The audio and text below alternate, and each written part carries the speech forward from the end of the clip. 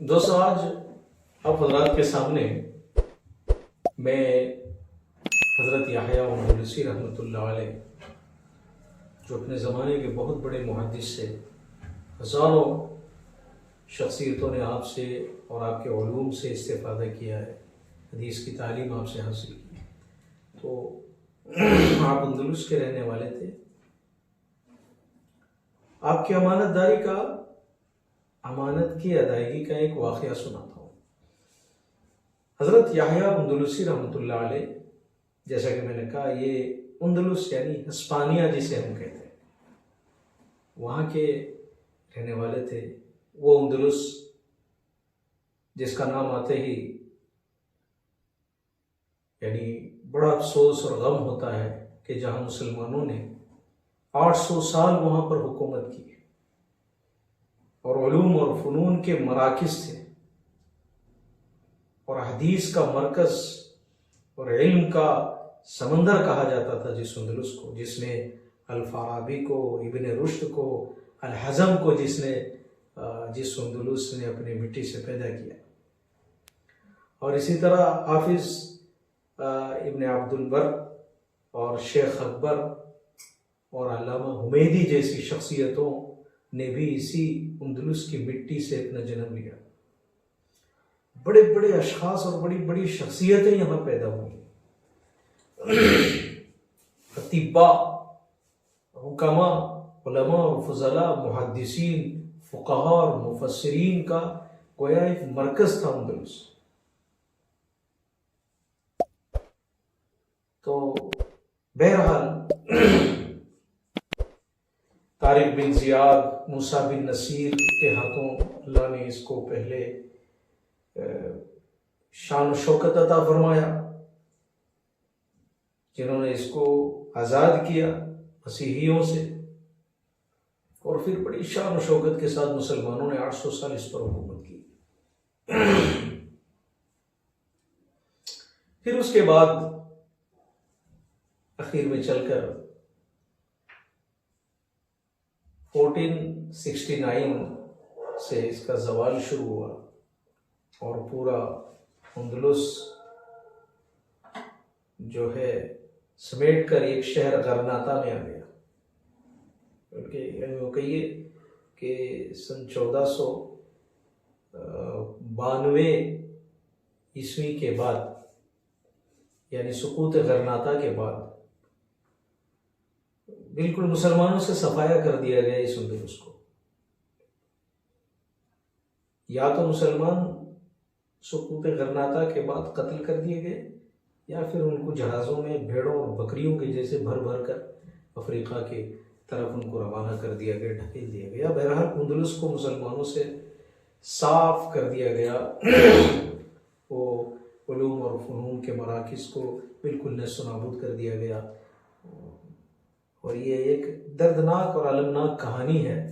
ایک سچا حقیقی واقعہ ہے جس پر بڑا افسوس ہوتا ہے۔ آج اس اندلس کی تاریخ کو جب پڑھتے ہیں اور اپنے فاتحین اور علماء اور فضلاء کے مقام اور مرتبے کو اور ان کے خدمات کو اور ان کے شان و شوکت کو جب ہم بیان کرتے ہیں تو اس کے سقوط پر بڑا افسوس ہوتا ہے۔ بہرحال چونکہ درمیان میں اس کی ایک بڑی تاریخ ہے اندلس کی، یعنی ہسپانیہ جسے ہم کہتے ہیں، اسی لیے میں نے مختصر سا ایک تعارف پیش کیا اس کے سقوط کا اور اس کی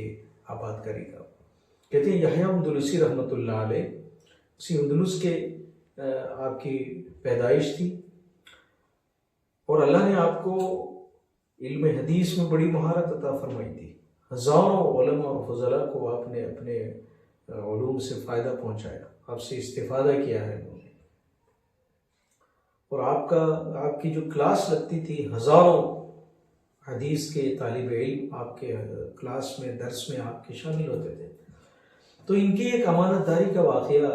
ہم اسی لیے آپ کے سامنے بیان کرتے ہیں تاکہ ہمارے اندر بھی امانت داری کی ادائیگی کی اہمیت ہمارے اندر پیدا ہو، اور امانت داری کی امپورٹنس کو، امانت کی ادائیگی کی اہمیت کو ہم سمجھ سکیں، اور ہمارے ذمہ بھی جس کی امانت ہو ہم اسے چاہیے کہ ایمان کا تقاضا ہمارا یہی ہے کہ ہم صحیح معنی میں جس کی امانت ہو اس کو امانت اس کے حوالے کر دیں، کیونکہ حدیث و قرآن میں اس کی بڑی تاکید آئی ہے۔ تو حضرت یحییٰ اندلسی رحمۃ اللہ علیہ کہتے ہیں ایک مرتبہ اپنی کلاس کو جو ہے انہوں نے چھٹی کر دیا، اسٹوڈنٹس سے کہا کہ ابھی چھٹی رہے گی کچھ دنوں تک، اور یہ فکس نہیں کیا آپ نے کہ کب تک چھٹی رہے گی، اور بڑی لمبی چھٹی۔ تو اسٹوڈنٹس نے آپس میں بات کیا کہ حضرت تو کبھی اتنی لمبی چھٹی نہیں لیتے تھے، اور آج اتنی لمبی چھٹی بھی لیے ہیں اور کوئی فکس بھی نہیں کیا آپ نے کہ کب آپ تشریف لا رہے ہیں، واپس کب آ رہے ہیں، ریٹرن کب ہو رہے ہیں۔ تو جا کر اسٹوڈنٹس نے پوچھا کہ حضرت کیا بات ہے، کہاں کا سفر ہے، اتنی لمبی چھٹی آپ کے عادت کے خلاف ہے، تو کیا وجہ ہے؟ تو حضرت نے کہا کہ دراصل میں افریقہ کے آخری کنارے قیروان ایک علاقہ ہے، ادھر جا رہا ہوں۔ تو شاگرد جو تھے آپ کے وہ بالکل سہم سے گئے، بولے حضرت وہ علاقہ بڑا خطرناک علاقہ ہے، وہاں موذی جانور اور جنگلی جانور اور درندے پرندے رہتے ہیں، اور مشکل ہے وہاں کا سفر، آپ کیوں جا رہے ہیں؟ کہا کہ دراصل ایک شخص ہے، ایک لالا جی ہے، اور ان کا ایک درہم میرے اوپر ہے، ایک درہم جس کو کہیے 3.5 آنے،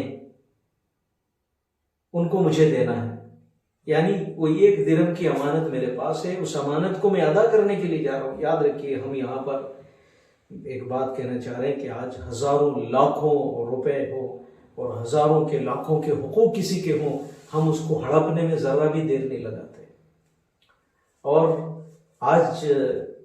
ایک دوسرے سے ہم خود ڈرتے ہیں کہ میں اگر امانت کے طور پر اس کے پاس کچھ رکھتا ہوں تو یہ مجھے لوٹائے گا بھی یا نہیں۔ یہ مسلمانوں کی حالت ہے ہم سب کی۔ تو ہمارے بزرگان دین، ہمارے اسلاف نے امانت کے حقوق کو کیسے ادا کیا ہے، یہ ہم سب کے لیے ایک لیسن ہے اس میں، کہ ہمیں چاہیے ہم ڈریں اس دن سے جس دن ہمیں امانت داری کے بارے میں اللہ سوال کرے گا، اور جس کی امانت ہوگی وہ آ کر کھڑا ہو جائے گا اور نیکیاں اٹھا کر اللہ پاک ہمارے اسے دے دیں گے۔ تو بہرحال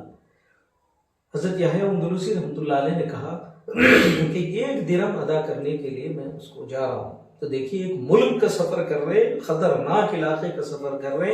ایک درہم آج کے اعتبار سے کہہ لیجیے کوئی 100-200 روپے، 200 500 1000 روپے کہہ لیجیے میکس ٹو میکس۔ کہتے ہیں کہ تو شاگردوں نے کہا حضرت ایک ہی درہم کا تو مسئلہ ہے، اس کے لیے آپ اتنی مشقت اٹھانے کی کوشش کر رہے ہیں اور اپنے آپ کو تکلیف میں ڈالنے کی کوشش کر رہے ہیں۔ تو حضرت یحییٰ اندلسی رحمۃ اللہ علیہ نے اپنے شاگردوں سے کہا کہ دراصل مجھے ایک حدیث پہنچی ہے، اور پھر اپنی سند کے ساتھ میں حدیث کو بیان کیا اور کہا کہ 6 لاکھ نفلی صدقہ کرنے میں اتنا ثواب نہیں۔ کتنا؟ 6 لاکھ نفلی صدقہ آپ کر دو اتنا ثواب نہیں، اگر تمہارے ذمے کسی کا ایک درہم ہو اور تم اس کو ادا کر دو جتنا زیادہ ثواب ہے۔ یعنی امانت کو جب امانت جس کی ہے اس کے سپرد کر دیتا ہے آدمی، تو اس سپرد کرنے پر بھی اللہ تعالیٰ اتنا بڑا اجر دیتے ہیں۔ یعنی میرے ذمے کسی کے 10 روپے ہیں، 100 روپے ہیں، 10,000 کہہ لیجیے، اور میں نے اس کو جو ہے اس کے ہزاروں روپے کو میں نے جا کر سے ایمانداری کے ساتھ اس کو ادا کر دیا،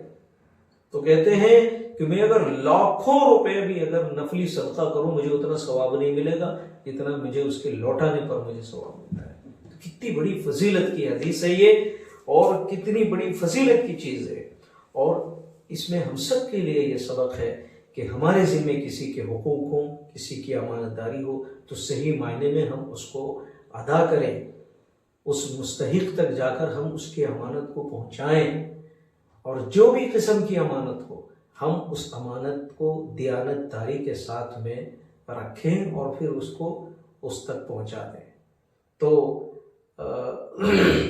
آج کی اس نشست میں بس یہی ہم سب کے لیے جو ہے سبق ہے کہ ہم امانت کے سلسلے میں اللہ سے ڈریں